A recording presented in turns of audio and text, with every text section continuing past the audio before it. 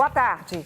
Ele é conselheiro federal da Ordem dos Advogados do Brasil na Bahia, já ocupou o cargo de vice-presidente da entidade e agora concorre à vaga de presidente para o triênio 2019-2021. O advogado Fabrício Castro é o convidado de hoje do Band Entrevista. Boa tarde, doutor Fabrício. Boa tarde, Carolina. Boa tarde, telespectador da Band. Bom, o senhor é conselheiro federal da Ordem dos Advogados do Brasil na Bahia, já ocupou a vice-presidência na primeira gestão do atual presidente. Por que agora ser presidente da Ordem dos Advogados do Brasil na Bahia, uma vez que, de alguma maneira, já faz parte da chapa atual? Carolina, é uma história de vida, é uma história de vocação. Começou na escola, quando eu era ainda estudante no Colégio São Paulo e já exercia ali atividade de liderança. Depois, também na faculdade. E depois, na Ordem dos Advogados. Eu entrei na Ordem dos Advogados como conselheiro, mas sempre muito dedicado, sempre participando ativamente de todas as demandas que vinham para mim. Então, tive a oportunidade de ser vice-presidente da chapa liderada por Luiz Viana. E sendo vice-presidente Luiz Viana, a gente se dedicou desde o primeiro dia, acordando e dormindo, vivendo os problemas da advocacia. Depois disso, sou hoje conselheiro federal. Isso me deu uma experiência muito grande, me deu uma visão muito ampla da advocacia, desde o interior do Estado, na subseção, até a realidade do Conselho Federal. Eu acredito que foi por causa dessa experiência que uma quantidade grande de colegas, uma quantidade grande de pessoas me convocou para este desafio, que é o desafio de suceder o presidente Luiz Viana. Mas então, quais seriam agora os principais desafios, o senhor estando à frente da Ordem dos Advogados aqui na Bahia? Eu acho que o principal desafio da Ordem dos Advogados do Brasil, especialmente aqui na Bahia, é enfrentar a crise de ineficiência do Poder Judiciário. A advocacia vive um momento difícil, vive um momento de grave crise. A justiça não tem juiz, a justiça não tem servidor. São 35%, os números são do CNJ, 35% dos cargos de juízes não providos. É preciso que a gente, que tem feito um grande enfrentamento desta crise, é preciso que a gente tenha uma capacidade de articulação com os poderes públicos e, não conseguindo pela articulação, uma capacidade de enfrentamento para superar essa realidade. Eu acho que esse é o grande desafio. Por quê? Porque a advocacia padece desta situação. Imagine, por exemplo, que um advogado hoje, ele distribui uma ação, essa ação pode demorar vários anos. E o que é que acontece com isso? O advogado deixa de ganhar dinheiro na prática, na vida real. E além de deixar de ganhar dinheiro, ele perde cliente. Por que ele perde cliente? Porque há um desestímulo da sociedade. A sociedade deixa de buscar o judiciário e, consequentemente, deixa de contratar advogados. Pois é, essa questão da crise do judiciário é importante a gente dizer e ressaltar isso, porque atinge, claro, diretamente a categoria, mas atinge diretamente também a sociedade. E essa questão dos déficits de juízes no Estado, o fechamento de comarcas no interior, de que maneira o senhor, à frente da OAB aqui na Bahia, pretende enfrentar esses problemas? Qual seria a primeira atitude em relação a isso? Olha, na verdade é que esse enfrentamento já ocorre hoje. Se você for observar, a OAB da Bahia, ao longo desses anos, adotou diversas medidas para que esta situação seja transformada. Você citou, por exemplo, a questão do fechamento de comarcas.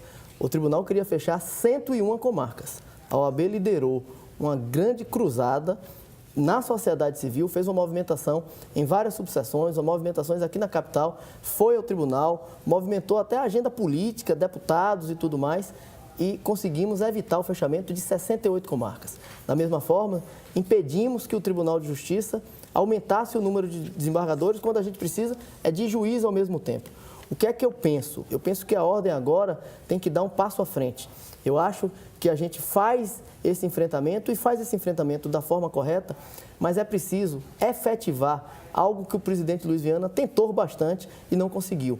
O presidente Luiz Viana propôs ao Tribunal de Justiça, propôs à Assembleia Legislativa, ao próprio governador, que seja feito um plano de reestruturação do Poder Judiciário. É isso que é preciso fazer. É preciso que o Poder Judiciário e os demais poderes entendam que a situação da Justiça é uma situação caótica e é preciso parar para acertar isso.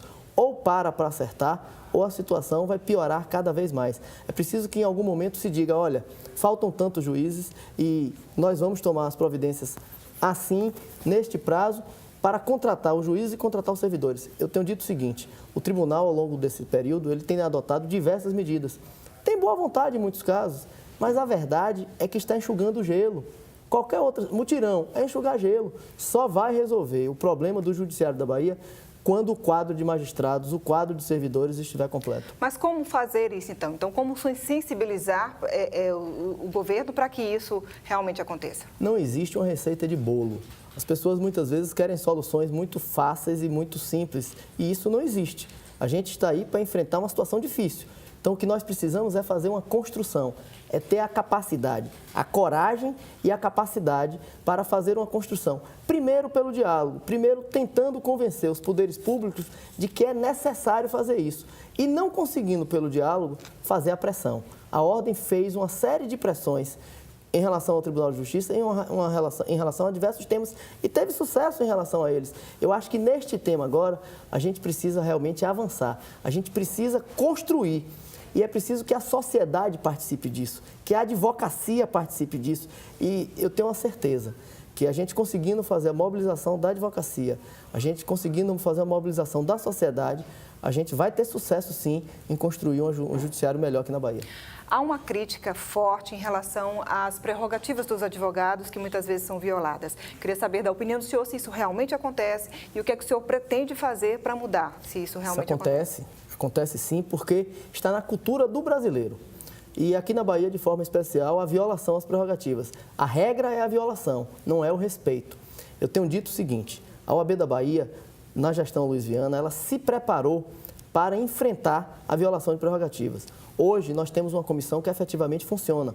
Ela enfrenta a violação ocorrida. Nós temos um plantão que funciona 24 horas, todos os dias da semana. Se o advogado precisar, segunda, terça, quarta, sábado, domingo, a qualquer hora da madrugada, esse plantão funciona e o advogado atende. Nós temos uma procuradoria que hoje está preparada para fazer esse enfrentamento, porque a Ordem fez isso. Mas o que é que acontece? Nós estamos fazendo um enfrentamento das prerrogativas que aconteceram. A gente precisa mudar essa realidade. O presidente Luiz Viana começou a mudar essa realidade com as caravanas. Porque as caravanas, ao mesmo tempo que elas vão ao interior, que elas vão aos magistrados aqui da capital para dizer, olha, não aceitamos o que vocês fizeram, aproveita para também dizer, nós precisamos mudar essa realidade. E nós precisamos mudar essa realidade como? Pela cultura, pela educação. A gente precisa começar a fazer um trabalho para evitar que aconteçam novas violações. E de que maneira fazer esse trabalho? Pela educação. Pela educação. Você olha diversos exemplos. Eu lembro, quando eu era criança, eu andava, por exemplo, em bagageiro de carro. Eu lembro, quando eu era mais novo, que as pessoas fumavam em qualquer lugar. Hoje você não vê criança andando em bagageiro do carro, nem você vê as pessoas fumando em qualquer lugar. Por quê? Pela cultura. Mudou. A gente precisa fazer um trabalho para que as pessoas entendam, Carolina, por que existem as prerrogativas, a quem elas se destinam, a quem elas protegem. Prerrogativa é fundamental para o exercício da profissão. Você é um jornalista, você consegue imaginar um jornalista exercer a sua profissão sem a prerrogativa do sigilo da fonte? Não, é impossível. É impossível. A mesma coisa, como é que um advogado vai exercer a sua profissão se ele não tem, por exemplo, a imunidade para dizer nos autos o que ele precisa dizer? Vai ficar temeroso do que um magistrado vai fazer contra ele? Não pode. Então, as prerrogativas têm essa importância. E eu acredito que a gente tem a possibilidade, além de aumentar, além de ampliar a nossa comissão de prerrogativas, além de ampliar a nossa procuradoria, eu acredito que a gente pode sim fazer um trabalho de educação para que os servidores, para que os magistrados, para que a própria advocacia tenha essa consciência da importância das prerrogativas. A gente vai dar um rápido intervalo. O Band de Entrevista volta em instantes.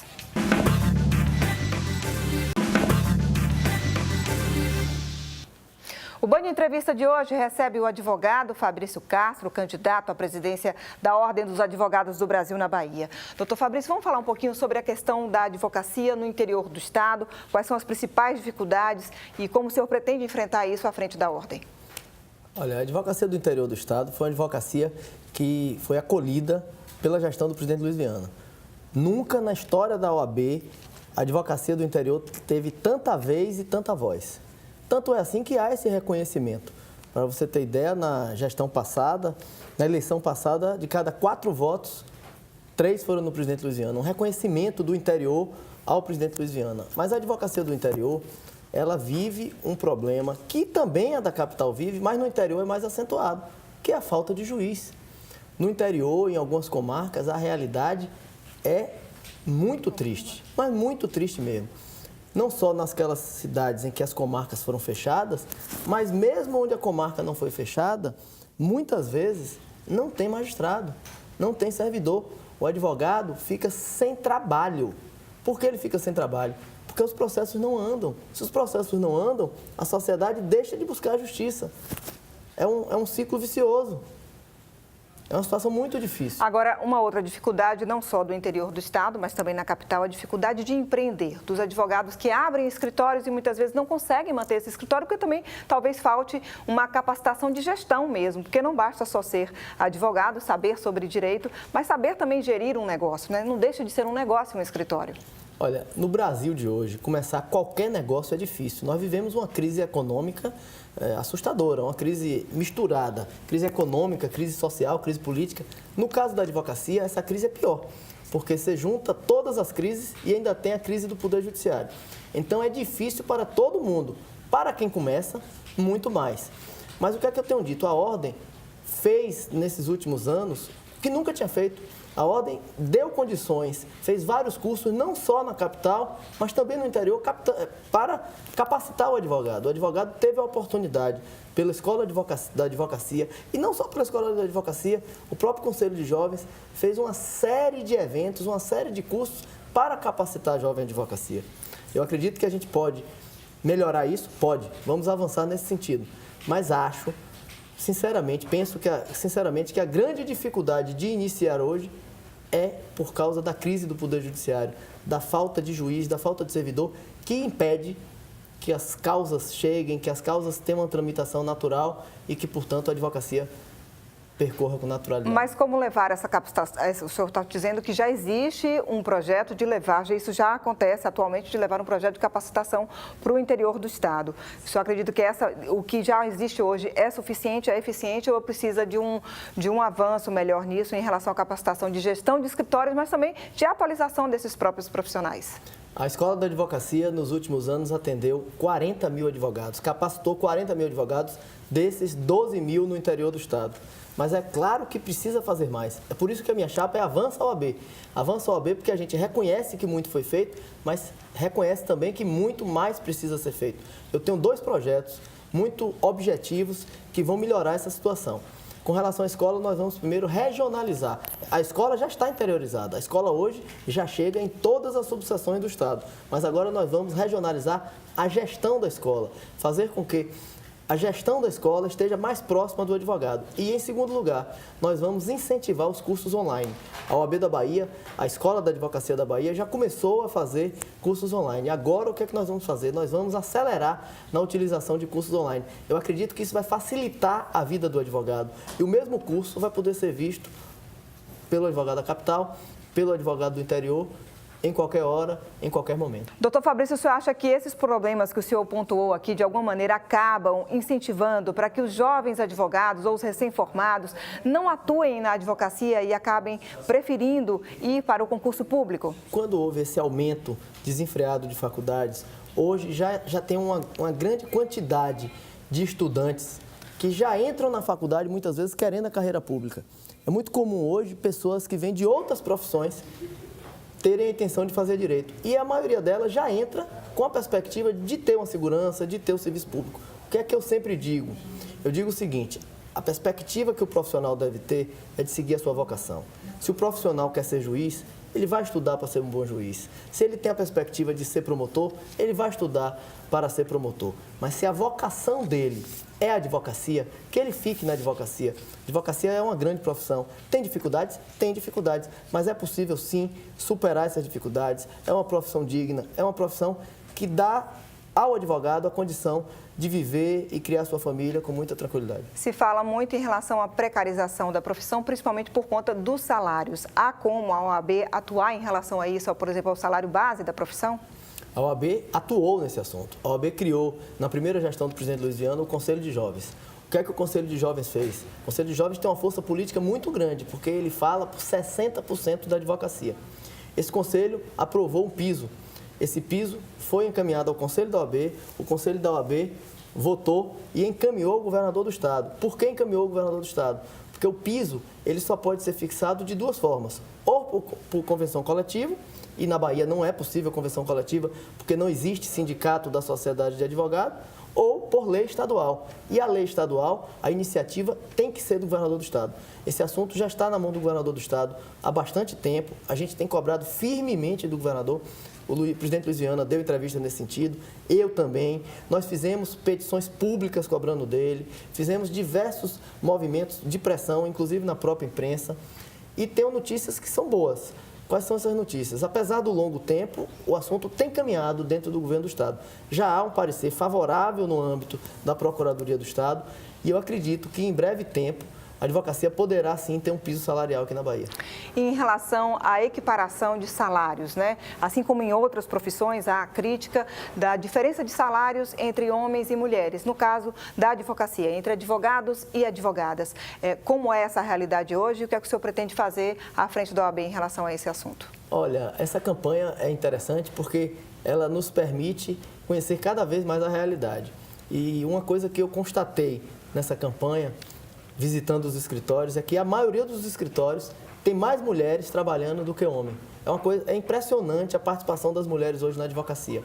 A minha chapa é uma chapa que já tem uma história de dar espaço às mulheres. As mulheres, hoje na gestão Luiz Viana, ela já tem um grande espaço. E a minha chapa está fazendo uma grande inovação. A inovação no Brasil. 50% do Conselho Seccional formado por mulheres. Quero dizer ao advogado, a advogada que está nos ouvindo agora, que o Conselho Seccional é o órgão supremo, é o maior órgão do Conselho da OAB. Por quê? Porque é o Conselho Seccional que pode decidir, em última instância, todas as decisões da OAB. Então, a gente tem uma política de paridade de verdade. Nesta gestão já fizemos diversos movimentos no sentido de garantir uma participação melhor, de garantir os direitos da mulher. Aprovamos o Plano Nacional de Valorização da Mulher Advogada e eu tenho a certeza que nos próximos 3 anos, com a participação desses 50% de mulheres, a gente vai garantir para as mulheres uma condição muito melhor. Tá certo, doutor Fabrício, a gente vai para um rápido intervalo e o Band Entrevista volta em instantes.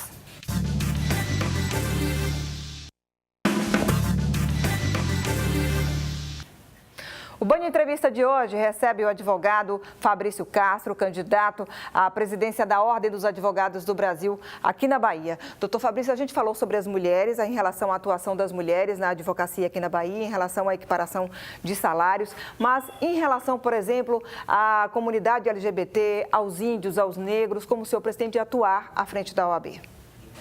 Olha, a OAB é uma entidade, eu sempre comparo com as outras entidades corporativas e ela é diferente por isso, porque a OAB é a voz constitucional do cidadão, ela tem que se abrir para toda a sociedade. Todos esses temas são importantes. Eu fico à vontade para falar sobre essas questões porque participo de uma gestão que acolheu todos esses temas. Nós criamos comissões para tratar da temática LGBT, para tratar da temática da advocacia negra, demos todos os espaços, fizemos vários eventos, enfim, a OAB tem que ser aberta a todos esses temas de interesse da sociedade. E nós vamos avançar, nós vamos abraçar todas essas questões, porque eu acho que é muito importante na sociedade hoje. Por exemplo, a intolerância religiosa, que é um problema que nós vemos com frequência na sociedade, como a OAB pode atuar em relação a isso e aproximar a ordem da própria sociedade? A OAB já tem uma comissão de intolerância religiosa. Eu quero aproveitar e mandar um abraço para a conselheira Maíra Vida, que foi quem implantou essa comissão na OAB e faz um grande trabalho, um trabalho de reconhecimento nacional.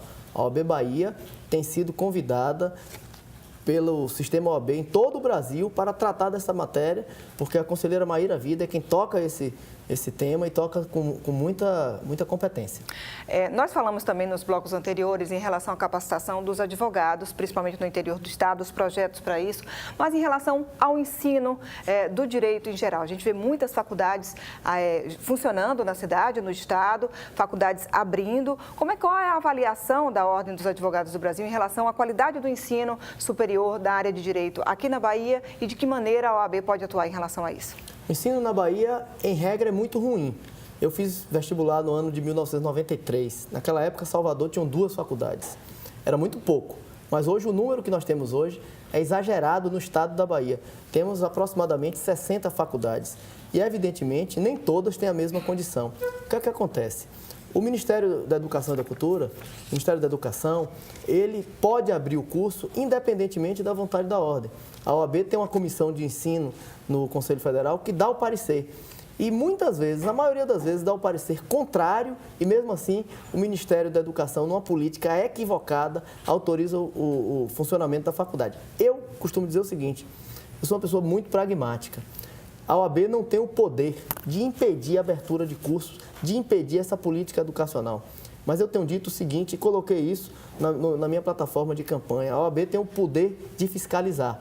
E quem tem o poder de fiscalizar tem o poder de dizer se aquela faculdade está funcionando bem ou se está funcionando mal. E a gente tem como medir esse funcionamento.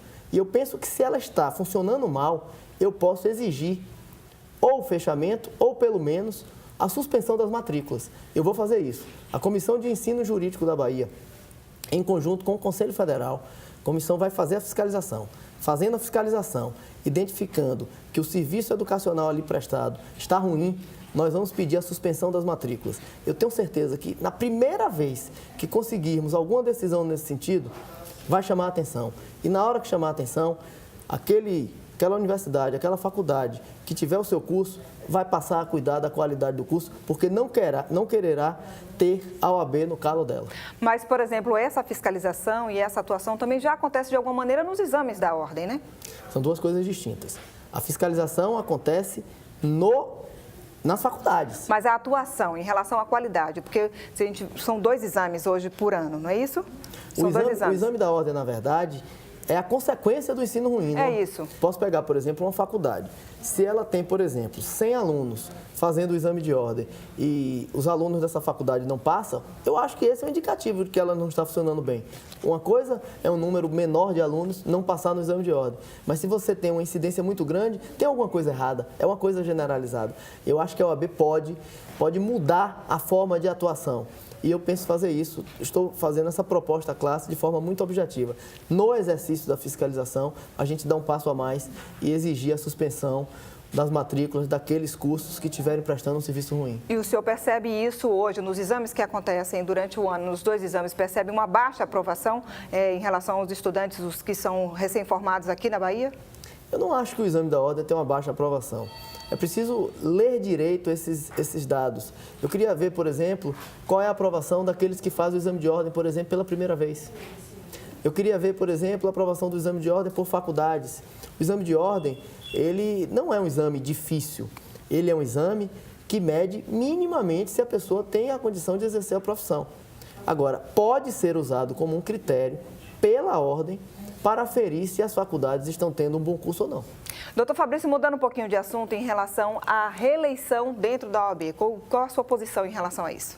Eu respeito a história de quem foi reeleito, apoiei a reeleição do presidente Luiz Viana, acho que foi bom para a ordem ele ter sido reeleito, mas eu penso que, em regra, a reeleição não é uma coisa boa. Vamos falar um pouquinho em relação à relação da política com a OAB, que muitas vezes acaba sendo inevitável. O senhor acha que esse tipo de relação pode atrapalhar a gestão da Ordem dos Advogados do Brasil? Claro que pode. Você não pode ter uma relação política próxima com ninguém. A ordem é preciso que você tenha capacidade de diálogo e, ao mesmo tempo, capacidade de enfrentamento. Você não pode ter um alinhamento com a política. A gente tem que ter uma comunicação com a política, mas um alinhamento é muito ruim. Observe aqui na Bahia, por exemplo, a nossa gestão, nos últimos anos, enfrentou o governo do Estado quando foi necessário, por exemplo, no caso do Cabula, um caso que tem uma repercussão nacional. Pedimos a federalização do caso do Cabula, fizemos aqui também um enfrentamento muito grande com a Prefeitura de Salvador no caso do IPTU. Para isso, é preciso que você tenha independência, que você não tenha nenhum atrelamento e não tenha dúvidas. A nossa história de vida é essa, é de ter independência, é de ter coragem e de ter equilíbrio para tratar com a política. Doutor Fabrício, nós estamos no finalzinho da nossa entrevista, eu vou deixar esses últimos minutinhos para o senhor fazer a sua consideração final. Eu quero agradecer à emissora a oportunidade de falar aqui para toda a Bahia. Quero dizer que no dia 21 de novembro nós vamos eleger o novo conselho da OAB, o novo presidente da OAB. Eu coloco o meu nome à disposição da classe. Quero dizer que sou um jovem, mas sou um jovem já experiente, sou um jovem já experimentado, sou um jovem que a advocacia já conhece o resultado do meu trabalho. Um trabalho que vem sendo aprovado ao longo das últimas 2 gestões, ao lado de Luiz Viana, de quem eu estive ao lado todos os dias nos últimos 5 anos. Quero dizer que eu tenho a coragem já demonstrada nos diversos enfrentamentos e, ao mesmo tempo, eu tenho o equilíbrio. O equilíbrio necessário, porque ao mesmo tempo que a gente faz o enfrentamento com a autoridade, com essa mesma autoridade, a gente tem que ter a capacidade de diálogo. Eu acho que a gente tem essas características, a juventude, a experiência, a coragem e o equilíbrio necessários para conduzir a classe nos próximos 3 anos. Por isso eu quero pedir a você, advogado, a você, advogada, que no dia 21 de novembro marque lá 86. 86, avança OAB, Fabrício, presidente. Muito obrigado. Doutor Fabrício, eu que agradeço, viu? Muito obrigado pela sua participação aqui. Eu desejo ser uma boa eleição e, se for eleito, uma boa gestão também. Com certeza, muito obrigado. Obrigada.